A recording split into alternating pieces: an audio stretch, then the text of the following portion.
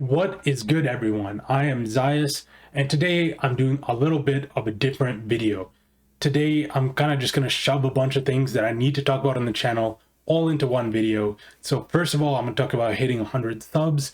Second of all, I'm going to talk about this channel's intro. And lastly, I'm going to talk about these copyright infringement issues I had with a company which I believe to be a scam company named Comesco GmbH, and I'll get into that at the end. So first of all, thank you guys so much for hitting 100 subscribers. It's been one of my first goals since I started my channel to hit 100 subs. And now that we hit it, I've been pretty happy. Next goal will be 1,000 subs, but genuinely 100 subscribers is a lot of people. You might think of it in the grand scheme of YouTube and you might be like, hey, 100 subs, that's not that much. Think about it, that's like over three high school rooms packed full of students, or maybe like 2 or 3 uni rooms packed full of students. 100 is genuinely a lot, especially if you consider how bad some of my videos were from the start. So if you've left a like, if you've watched a video, even if you just clicked on one of my videos, if you have left a comment, I really love reading the comments. Thank you. I really appreciate it. Secondly, channel intro. So why did I start this channel? So I've been reading manga since I was maybe 7 or 8. Hard to tell, but I would go to the library, I would read manga. This was like before the online era. And at this point in my career, I have read a lot of manga. By a lot, I would roughly estimate 2,500 manga I've either completed or caught up with at some point.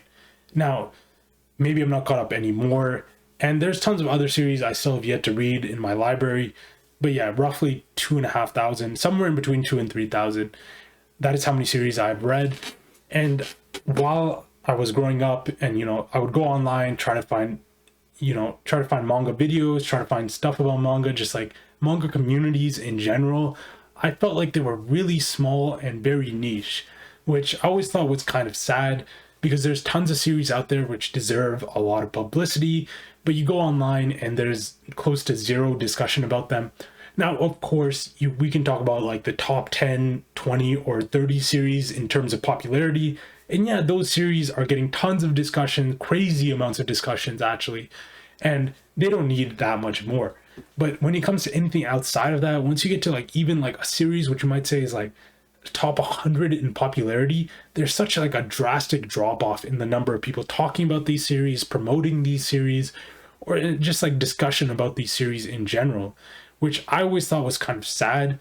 I know a lot of the series which I talk about on this channel have very little discussion about them. Now, of course, I also talk about the big series. I feel like I kind of have to, because people will more so gravitate to these videos about the big stuff that everybody knows of than like these more niche, smaller manga. But there have been manga like Ryuma no Gagao. I remember before I made that video, I tried to look online to see if there was any other reviews on the internet for that manga, and I could not find one. And that wasn't the only manga I've reviewed like that. There's been other, I think like Diamond no Ace Act 2, maybe. I don't remember, but there was several series which I've talked about in this channel, or that was in my top 10 list. But I've talked about several series which have no discussion on the internet. Basically, all you'll see is people leave little comments like, man, I can't wait for the next chapter. I always thought that was incredibly sad, because a lot of the fun about manga is discussing manga.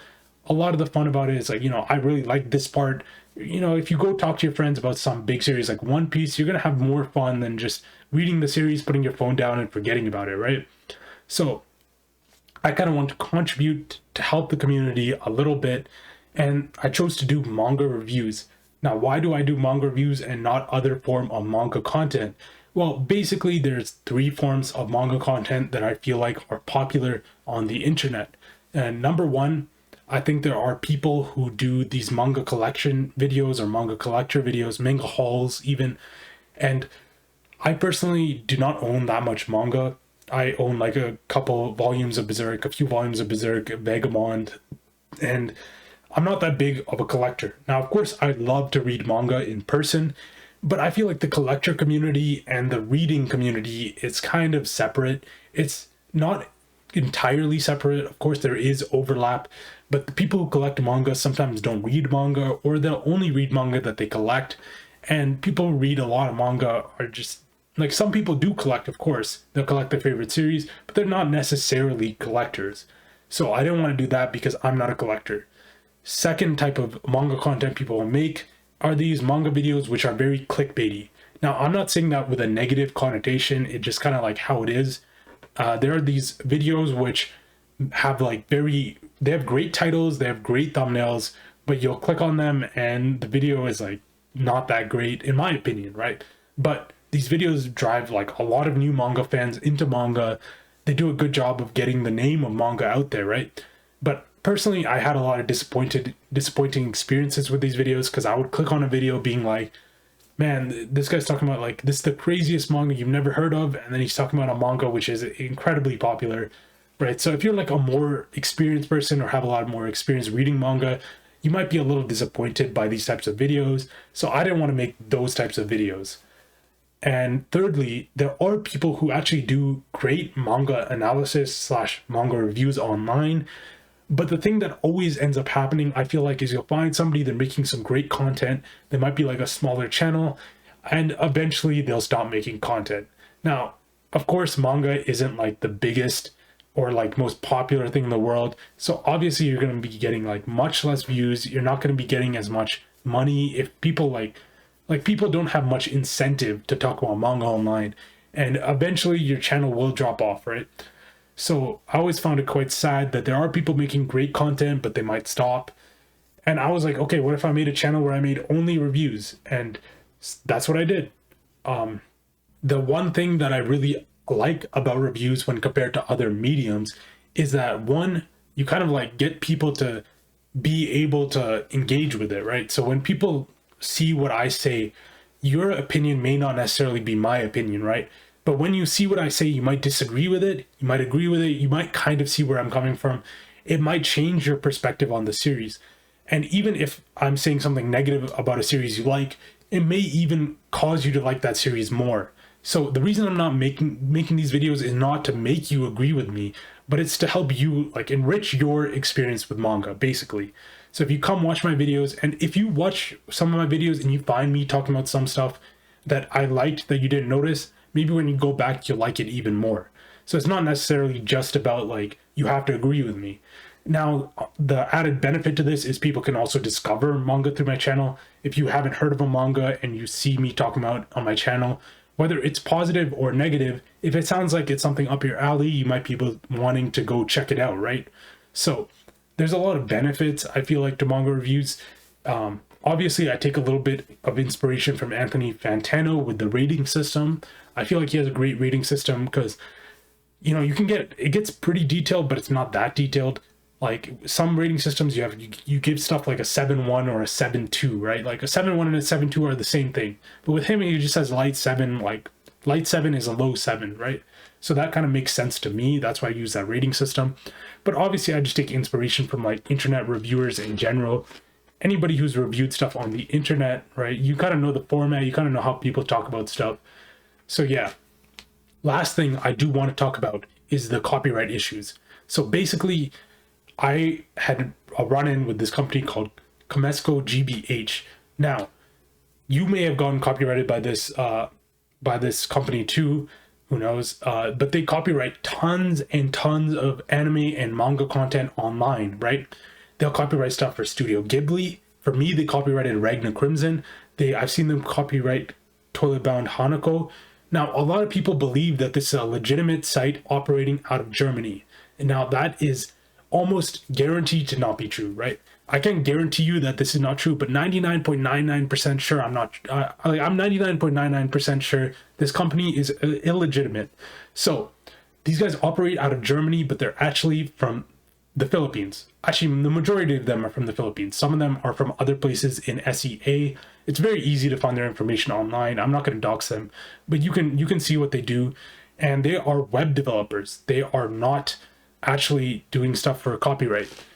So now you might be thinking to yourself, why would people from Japan reach out to this company who does copyright stuff and ask them to copyright stuff in English for them, even though they are either in Germany or they are in the Philippines? Now, the answer to the question is they probably wouldn't, right? They'd probably like either do it themselves or reach out to a big company. But these guys claim to have the copyright for a lot of works, like a lot of works. They copyright everything on the internet. So they obviously don't have this copyright, and they just go around copywriting works which aren't theirs. But why does this end up working? So this is because of YouTube system, or perhaps other copyright systems, which is an automated system where you can basically claim a video, but you don't have to show proof that you own the copyright licensing to the stuff in that video. So they basically go around copywriting a bunch of stuff. And you might be thinking, why are they copywriting my video? Because my video is not making them any money, right? And the reason they do this is so that YouTube thinks they are credible, so that they own all Ragnar Crimson videos. So they can copyright any Ragnar Crimson video they want. So they're going to copyright my video, they're going to copyright a bunch of other videos. Maybe people will believe them. Maybe they're scared of the legal action they say they take, but they can't take legal action. They're in the Philippines. I'm in Canada. It doesn't make sense. So they will do that stuff. They'll copyright all these people. They'll make money off of it. And people believe them to be legitimate, even though they don't own the licensing. And YouTube will basically how YouTube works is they will check the video to see if there's copyright material in the video, but they won't check to see if they own that copyright material. And after that, they'll basically just be like, okay, if you want to sue them, you can sue them. So for me, I didn't have that much copyright material in my video. So YouTube said, okay, they can take legal action. Obviously, they didn't take legal action because they're in the Philippines and they don't take legal action. But this whole website is basically just a front to make you believe that they own all these anime/manga content, and to believe that they will take legal action, even though they probably barely speak English. So yeah, if you've been copyrighted by these people, it's a total scam. Don't believe them. I know some videos will get taken down just on the virtue, because YouTube will be like, okay, you have so much copyrighted content in your video, we're taking it down. Yeah, there's nothing you can really do about that. But if you do believe your video to be not trying to redistribute stuff, like my video is obviously not trying to redistribute manga content, right? I'm just trying to show you guys what I'm talking about. Like YouTube was like, okay, you guys can sue him, but his video doesn't have that much in it. It's fair use. So lastly, I want to talk about the future of this channel. So I will be making a couple more videos, hopefully, before I do my list. I think Dungeon Meshi is one that I want to do. I think, I don't know, there's probably some other series that have finished recently that I might talk about. Blood on the Tracks, maybe, I don't know. But maybe I'll do 1 or 2 more videos, and then I will work on my top 10, bottom 10, both ongoing and completed. Maybe I'll do a top 50 ongoing, because there's a lot of ongoing series. I will do those lists. And the reason I don't want to do like, I don't want to do all-time lists, like top 10 manga 2023, is because like it'll get boring, right? If I just talk about my favorite manga, it'll just be the same list year after year. So I want to do that. And then I also want to incorporate some older manga into my channel. I know I've been talking mostly about newer manga, and the reason I've been doing that is because I want to keep up to date, right? Like all these big series are finishing. I want to talk about them. People will be searching these series and stuff. And I do want to talk about these like more underrated series, even like older series that people may have forgot about a little bit. But it's hard to do just because I have to balance so many videos. You have to make like, I have like, there was like 20 manga which finished this year that I want to talk about, but I couldn't get to them. How do I make 20 more videos this year? It's impossible. But then I also have to make videos for previous years. So it's like, it's such a, there's so many videos I have to make. Hopefully one day I'll catch up. I don't know when that day will come. Hopefully it'll happen. I hope I didn't ramble on too long. Hopefully this video is actually under 20 minutes. The last one I made was over.